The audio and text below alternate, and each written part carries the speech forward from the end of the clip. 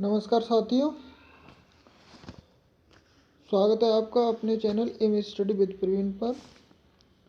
SSC GD constable के paper start हो चुके हैं जो 10 जनवरी से ही स्टार्ट हो गए हैं और 14 फरवरी तक चलेंगे। आप अपने पर विश्वास रखिए और अपना बेस्ट से बेस्ट दीजिए।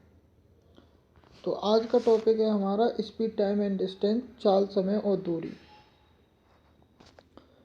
चाल, समय और दूरी से बेसिक स्तर के सवाल आते हैं। केवल हमें यूनिट का ज़्यादा ध्यान रखना होता है। हम आराम से कंसेप्ट को समझेंगे, तो बने रहिए इस सेशन में। हमसे जुड़ने के लिए चैनल को सब्सक्राइब कीजिए। सब्सक्राइब करने के लिए चैनल के सामने एक रेड बटन दिखेगा, उस रेड बटन को दबाइए। साथ ही नोटिफिकेशन के लिए बेल आइकन भी दबाइए। तो चलते हैं आज के सेशन में।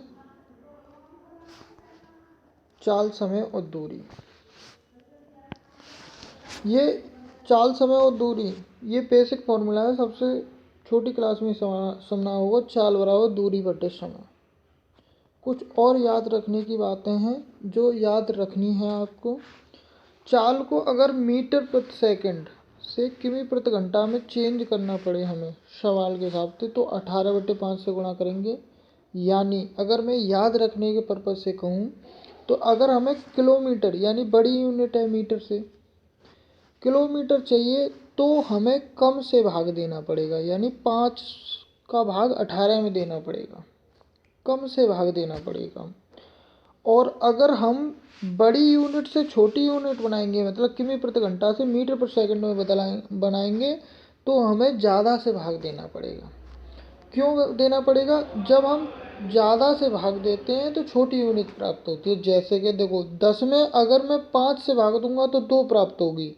अगर मैं 10 में 2 से भाग दूंगा तो 5 प्राप्त होगी, यानी बड़ी यूनिट प्राप्त होगी। अगर मैं ज़्यादा से भाग दे रहा हूँ 5 से, तो हमें 2 प्राप्त हो रही है, यानी छोटी यूनिट प्राप्त हो रही है।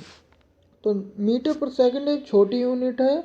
अगर वो प्राप्त करनी है हमें किमी प्रति घंटा से, तो हमें भाग ज़्यादा से देना पड़ेगा, यानी 5/18। याद रख सकते हैं, याद रखने के पर्पज से कहा था मैंने। अगर आप वैसे ही याद रख सकते हैं तो और ज़्यादा अच्छी बात है। कुछ चीज़ें और याद रखने वाली बातें, जैसे कार, ट्रेन या कोई वाहन प्लेटफॉर्म को पार करे, पुल को पार करे या सुरंग को पार करे, तो इन वाहनों की लंबाई के साथ साथ हमें प्लेटफॉर्म, सुरंग या पुल की लंबाई भी लेनी होगी। कैसे लेनी होगी वो मैं सवाल में समझाऊंगा, अभी आप सुनिए। इसी प्रकार कार, ट्रेन या कोई वाहन जब व्यक्ति को पार करे, खंभा को पार करे, पेड़ को पार करे या अन्य वाहन में बैठे व्यक्ति को पार करे, तो हम केवल और केवल इन वाहनों की ही दूरी शामिल करेंगे। एग्जाम्पल पर आते हैं। समझ गए होंगे आप मेरी बात को, सवाल से और क्लियर होगा। एग्जाम्पल देखते हैं। ये सवाल है, एक व्यक्ति 1600 मीटर लंबे मार्ग को 4 मिनट में पार करता है। तो मीटर के संग हमेशा सेकंड चलती है, तो हमें चाल बतानी है उसकी। तो चाल बराबर दूरी बटा समय होता है। तो अगर मैं देखूं, चाल बराबर हो गया, दूरी कितनी है 1600 मीटर, ये मीटर में दी है, और समय कितना 4 मिनट, लेकिन हमें सेकंड में बदलना है, इसलिए 60 का गुणा करना पड़ेगा, यानी 240 सेकंड आ जाएंगी। इतने तक हो गया। मैं 0 से 0 काट दूंगा, 4 से 16 गए 4 बार, यानी 40/6 हो गया। 40/6 मीटर प्रति सेकंड, लेकिन हमें चाहिए किमी प्रति घंटा में। तो छोटी यूनिट से बड़ी यूनिट में जा रहे हैं, और बड़ा हमें कब प्राप्त होगा? जब हम छोटे से भाग देंगे। 18/5 छोटे से भाग देंगे। 6 से ये 3 बार चला जाएगा और 5 से ये 8 बार चला जाएगा। 8 3 24 किमी प्रति घंटा रफ्तार आ गया। क्वेश्चन में कुछ था? कुछ नहीं था, केवल यूनिट ध्यान रखनी थी, इसलिए तो कह रहा था मैं। 1600 मीटर की दूरी दे रखी थी हमें, लंबे मार्ग था, 4 मिनट में था, तो हमने क्या किया, 1600 दूरी बटे समय चाहिए हमें चाल निकालने के लिए। समय हमने सेकंड में बदल दिया, लेकिन किमी प्रति घंटा में चाहिए, हमें बड़ी यूनिट में चाहिए, इसलिए हमें छोटे से भाग देना पड़ेगा। इसे हल करने पर आपको प्राप्त होगा 24, और इसका आंसर है ए। कोई दिक्कत आई हो तुरंत बताइए। अगला क्वेश्चन देखते हैं। अगला क्वेश्चन है 725 मीटर लंबी ट्रेन की लंबाई दे रखी है और 235 मीटर लंबी सुरंग की लंबाई दे रखी है, 48 सेकंड में पार करती है, तो ट्रेन की चाल ज्ञात कीजिए। तो पहले तो हम मीटर पर सेकंड में चाल ज्ञात कर लेंगे। तो देखो, चाल बराबर होता है दूरी बटा समय। फॉर्मूला आप याद ही होगा, आपको शुरुआत में ही बताया था मैंने, दूरी बटे समय, चाल बराबर दूरी बटे समय। अब यहाँ से देखो दूरी कितनी है, तो 725 मीटर तो ट्रेन की लंबाई है। मैंने कहा सुरंग, पुल या फिर प्लेटफॉर्म को ट्रेन पार करेगी तो उसकी भी लंबाई जोड़ी जाएगी उन यूनिट की जो प्लेटफॉर्म है। तो यहाँ पे हमने सुरंग की लंबाई जोड़ दी और कुल समय लगा 48। अगर मैं ओवरऑल में जाऊँ तो 700 और 200 900 और 25 और 35 60, यानी 960 बटे में 48। 48 दूनी 96 होते हैं, यानी 20 मीटर पर सेकंड आ गया ये, मीटर पर सेकंड। लेकिन हमें किस में चाहिए, किमी प्रति घंटा में, क्योंकि ऑप्शन में दे रखी है। तो 20 मीटर पर सेकंड को यानी छोटी यूनिट से बड़ी यूनिट बढ़ाना, और बड़ी यूनिट कब प्राप्त होती है, जब हम छोटे से भाग देते हैं। 5 का दे दिया 20 में, यानी 4 बार जाएगा, 18 चौका 72, 72 किमी प्रति घंटा आ गई। कोई दिक्कत? अगला क्वेश्चन देखते हैं। अगले क्वेश्चन में क्या है, 60 किमी की चाल से चल रही एक ट्रेन 243 लंबी एक रेलगाड़ी, एक 243 मीटर लंबी है रेलगाड़ी, मीटर 243 मीटर लंबी है रेलगाड़ी, सुरंग को पार करती है 42 सेकंड में, और हमें चाल भी दे रखी है। तब हमें सुरंग की लंबाई ज्ञात करनी है। तो देखो, चाल बराबर दूरी बटे समय, दूरी बटे में समय। अब देखो, ध्यान देने वाली बात ये है साथियों कि ये हमें दे रखी है किमी प्रति घंटा में, तो 60, लेकिन यूनिट मीटर पर सेकंड में दे रखी है, तो हमें पहले ये मीटर पर सेकंड में बदलनी होगी। मीटर पर सेकंड यानी बड़े से छोटी यूनिट में जाना है।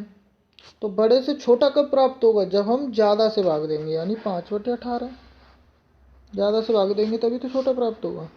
अब दूरी कितनी है हमारी, 243 मीटर तो ट्रेन की लंबाई है, और प्लस में हमने मान लिया x मीटर की वो सुरंग थी, क्योंकि सुरंग को पार कर रही है, और बटे में 42 समय, क्योंकि समय दे रखा है। अब इसे काट पीट लेंगे, 6 से ये 3 बार चला जाएगा, 6 से ये 7 बार चला जाएगा, 6 से ये 20 बार चला जाएगा, 20 3 60, 3 से ये 20 बार चला जाएगा। अब ये कितना, 243 है, ठीक है, 7 21 और बचेंगे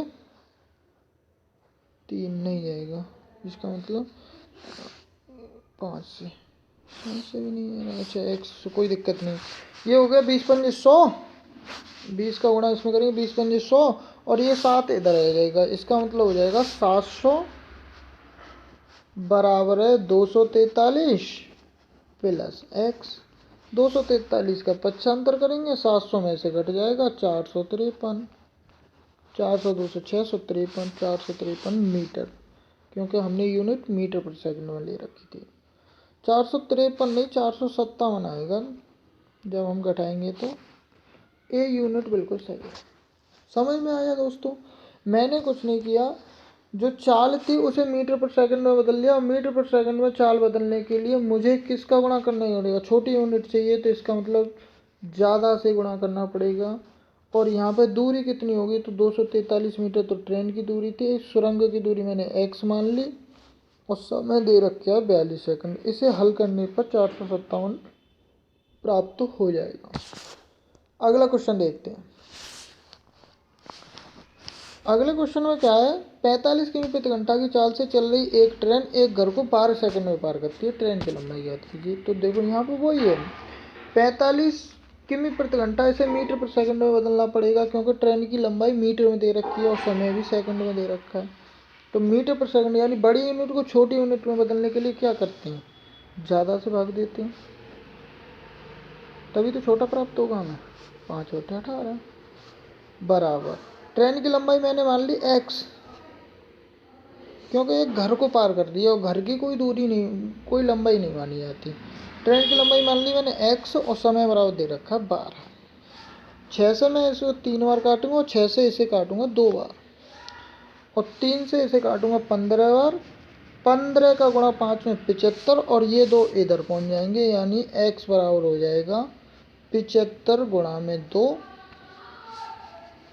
150 मीटर। समझ में आया दोस्तों? 45 किमी प्रति घंटा की चाल दे रखी थी, मैंने उसे मीटर पर सेकंड में बदला। अगर बड़ी यूनिट से छोटी यूनिट में आना है, इसका मतलब ज़्यादा से भाग देना पड़ेगा।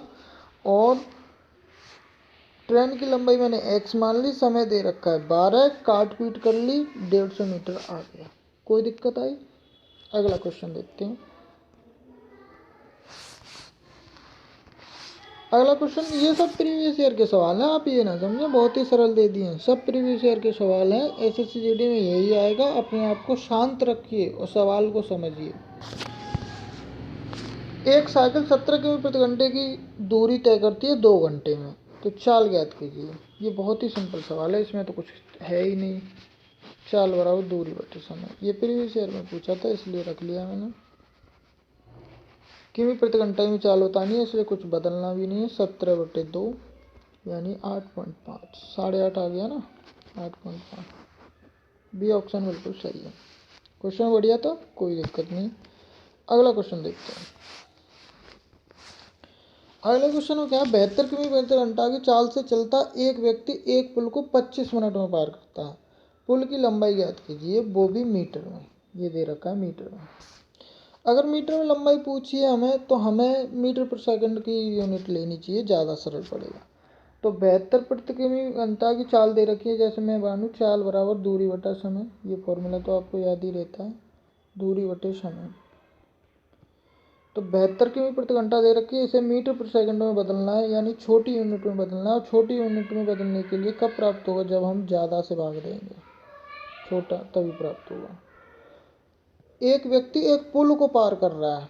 अब व्यक्ति पुल को पार कर रहा है तो केवल पुल की दूरी होगी, व्यक्ति की तो कोई दूरी होती नहीं। तो यानी पुल की दूरी मैंने x मान ली और बटे में 25 मिनट लगी उसको, तो 25 मिनट। लेकिन मीटर पर सेकंड चाहिए हमें, तो सेकंड कितनी होगी, 60 का गुणा करेंगे 25 में, सेकंड आ जाएगी। अब देखो 18 चौके 72 होते हैं और 25 गुणा 60 करेंगे तो 25 छिक्का 150, यानी ये हो जाएंगे 1500। और 1500 का गुणा 4 में कर देंगे, यानी 15 चौका 60, 6000। कुछ गलत हो गया क्या? 25 छिक्का 150, 1500, सॉरी 500 को 20 होते हैं ये। और जब 1500 का 20 में गुणा करेंगे हम, तो 15 दूनी 30, 3000 आएगा, ना कि 6000। कोई दिक्कत? 72 किमी प्रति घंटा को मैंने मीटर पर सेकंड में बदल लिया, 5/18।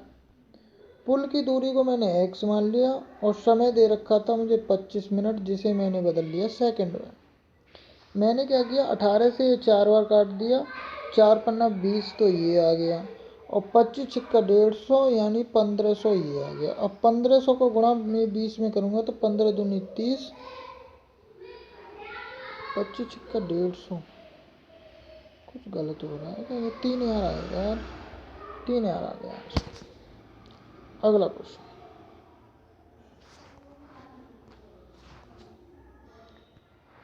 अगला क्वेश्चन थोड़ा सा टफ है, लेकिन घबराने की ज़रूरत नहीं है, खाली बेसिक कंसेप्ट को आप याद रखिए। 120 मीटर की ट्रेन और 180 मीटर की ट्रेन, दो ट्रेनें दे रखी हैं जो 34 किलोमीटर और 32 किमी की चाल से चल रही हैं और एक दूसरे को पार कर रही हैं। दोनों रेलगाड़ी एक दूसरे को कितने समय में पार करेंगी, और सेकंड में दिया आंसर, यानी मीटर पर सेकंड में हमें बदलनी पड़ेगी। तो देखो चाल बराबर दे रखा है दूरी बटे समय। इसमें एक कंसेप्ट ध्यान रखना है आपको, वो मुझे बता देना चाहिए। जब ट्रेन साथ साथ चलती हैं, जैसे ट्रेन ए ये चल रही है, इसके साथ चल रही है एक और ट्रेन बी, तो देखो ये ट्रेन चल रही है 12 की रफ्तार से, ये ट्रेन चल रही है 10 की रफ्तार से, तो एक घंटे में ये 10 किलोमीटर दूरी तय करी, एक घंटे में ये 12 किलोमीटर दूरी तय करी। अगर दोनों में मैं अंतर देखूं तो 2 ही किलोमीटर का आएगा, यानी 2 किलोमीटर ज़्यादा ट्रेन चली। इसका मतलब अगर हम ट्रेन दोनों 7 साल चलती हैं तो दोनों की चाल घटा दी जाती है और तुम्हें पता चल जाएगा कि 1 घंटे में दोनों ट्रेनों में जो फासला हुआ वो उतना हुआ जितना 1 घंटे की अंतर आता है। अगर ट्रेन विपरीत दिशा में चल रही है, मतलब एक ट्रेन इधर से आ रही है 10 की स्पीड से, एक ट्रेन इधर से आ रही है 12 की स्पीड से, तो ये कितनी दूरी चलेंगी? देखो, ये अपनी 10 पूरी चल गई, ये अपनी 12 पूरी चल गई, यानी 22 किलोमीटर चलेगी। दोनों जोड़ दी जाती हैं अगर विपरीत दिशा में आ रही हो तो। यहाँ विपरीत दिशा का लॉजिक है, एक दूसरे की ओर आ रही हैं यानी विपरीत दिशा में आ रही हैं, तो दोनों चालों को जोड़ देंगे। तो टोटल चाल हमारे पास कितनी हो जाएगी? 34 और 32 यानी 66 किमी प्रति घंटा। इसे मीटर पर सेकंड में बदलने के लिए छोटी यूनिट में बदलना है, इसलिए हमें ज़्यादा से भाग देना होगा 5 और 18 से। अब देखो, अब हमें टोटल डिस्टेंस कितनी चाहिए? तो दोनों ट्रेनों की लंबाई चाहिए 120 मीटर और 180 मीटर यानी 300 मीटर। और समय तो हमें पूछा ही है। 6 से अगर मैं दूं इसे, ये 11 बार चला जाएगा, और 6 से इसे दूं तो ये 3 बार चला जाएगा। और यहाँ से अगर मैं जाऊँ तो देखो, ध्यान देने वाली बात है, 5 से इसे दूँ तो 5 6 30 यानी 60 बार चला गया है। अब ये हो गया 36 18 180 यानी x बराबर हो गया 180, और इधर जो 11 लिखा था उसका पक्षांतर हो जाएगा, बटे में आ जाएगा इतने सेकंड, क्योंकि मीटर पर सेकंड यूनिट ली थी, सी आंसर हो जाएगा। तो साथियों, कोई दिक्कत आई हो तो तुरंत कमेंट कीजिए। अब सवाल नहीं है, तुरंत कमेंट कीजिए अगर कोई दिक्कत आई हो तो। टॉपिक बहुत ही सरल है, मैं और 2 4 सवाल लेके आने की कोशिश करूँगा, और मिलते हैं अगले सेशन में। तब तक अपना ख्याल रखिए, अपने आप को शांत रहिए, पेपर में बेस्ट देके आइए।